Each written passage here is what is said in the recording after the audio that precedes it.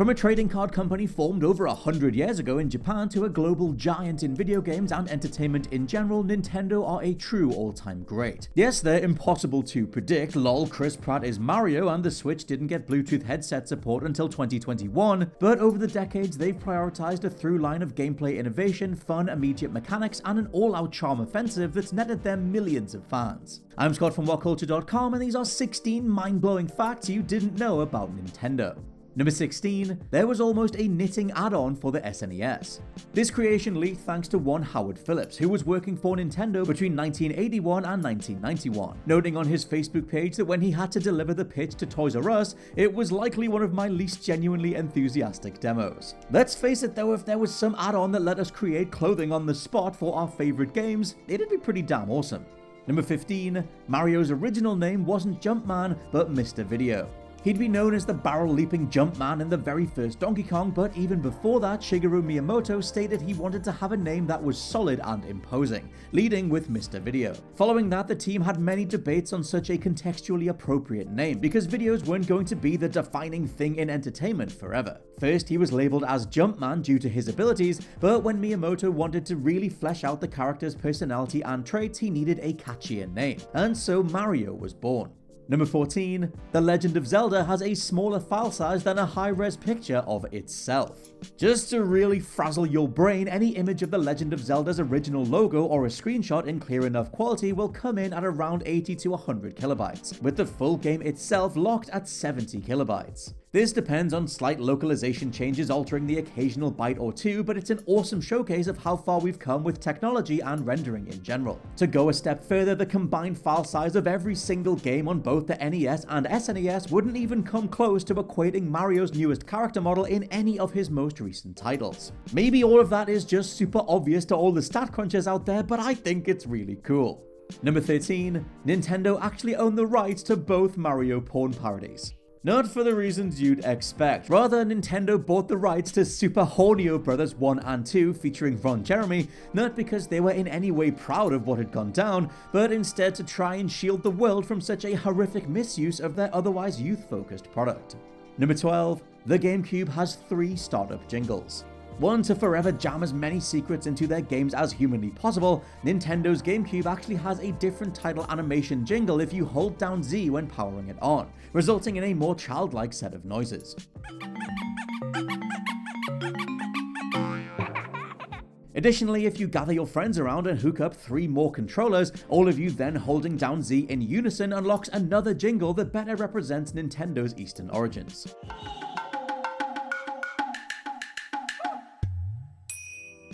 Number 11, what Nintendo really means.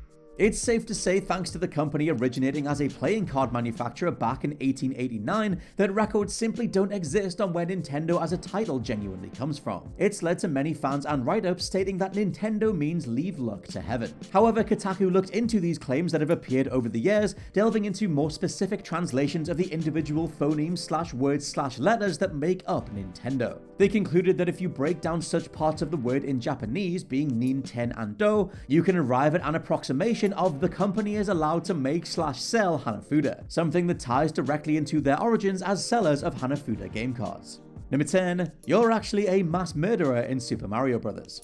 Used to be you'd hop around the world of Super Mario, bashing into blocks, fracturing them, and collecting the power-ups within, all without a care in the world. That is, unless you look inside the instruction booklet that came with the original pressings of the cartridge in 1985. Here you'll realize that all the supposed stones and bricks you're smashing into were the past residents of the kingdom itself. The description states that the mushroom people were turned into these objects, and as you can't see any other stonework or brick foundations outside of the various castle structures themselves, the only conclusion is that you're unknowingly killing scores of innocent villagers on your way to save Peach.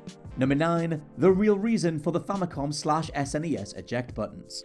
This is just straight up awesome, and something that'll always make cartridges cooler than CDs. When designing the Famicom in Japan and the SNES in the West, Masayuki Yamura thought even the idea of finishing your game session could be enjoyable. Hence, rather than the common misconception that you had to eject the cartridges in a certain way to avoid damage, it was actually just to provide one last laugh before turning the console off.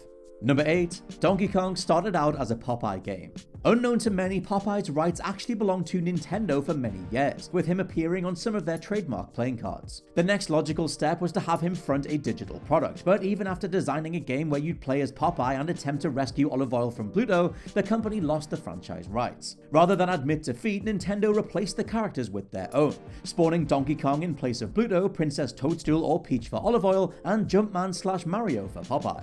Number 7. There's a secret tribute to the GameCube's codename inside its shell.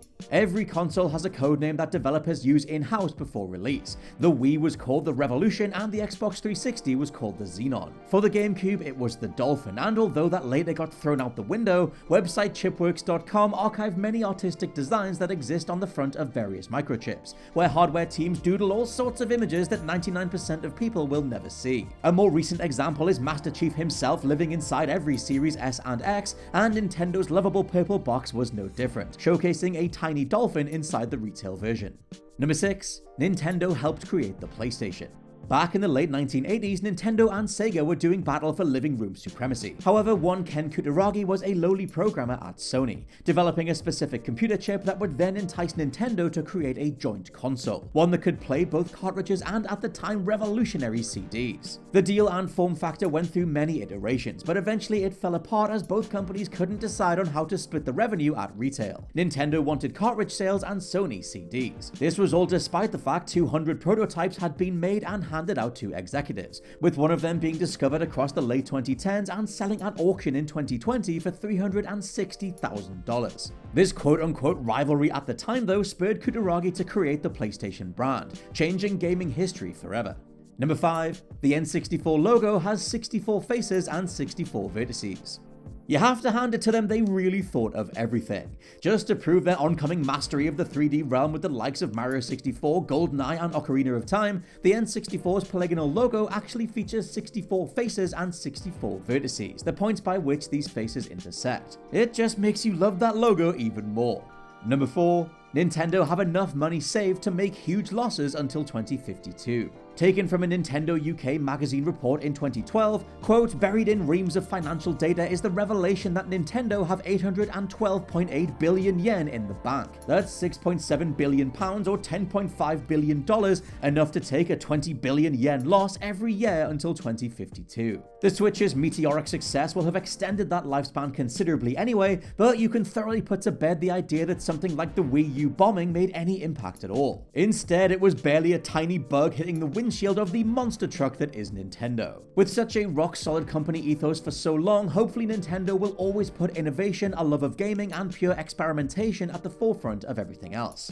Number 3. The Game Boy was a breakthrough creation from a janitor.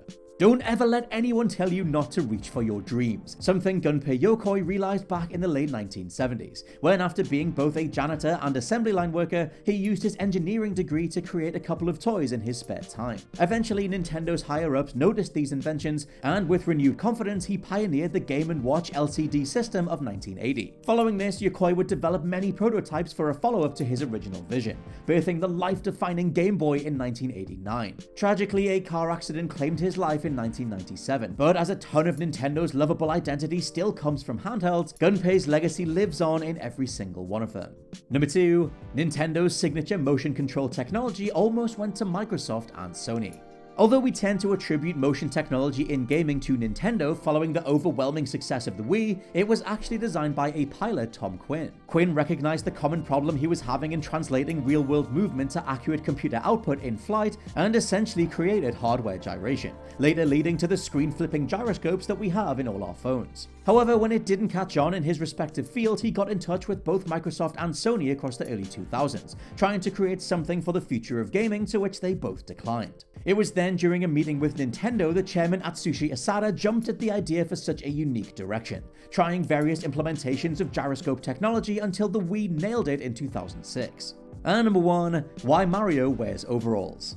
Due to the graphical/hardware restraints of 1980s game design, characters were put together with only a handful of pixels each. In one of the legendary Satoru Iwata segments on Nintendo's own website, he discussed with Shigeru Miyamoto what this meant in terms of designing a character that looked more human than the standard stickmen aesthetic coming from the West. Miyamoto noted that everything was done out of necessity. Mario's mustache doubled as his mouth. Wearing a hat got around animating any hair, he would wear white gloves to establish arm movements, and to make his running easier to see in the 3 frames of animation they had, he wore colored overalls to differentiate his body from his limbs. Talk about making the most of what you had, everything else about Mario came from this initial cobbled together idea of how to even put together a video game character. And those are just 16 mind-blowing facts about Nintendo you probably didn't know. Let me know any other favorites down in the comments below, and please subscribe to the WhatCulture Gaming Podcast. For now, I've been Scott from WhatCulture.com, and I'll catch you soon.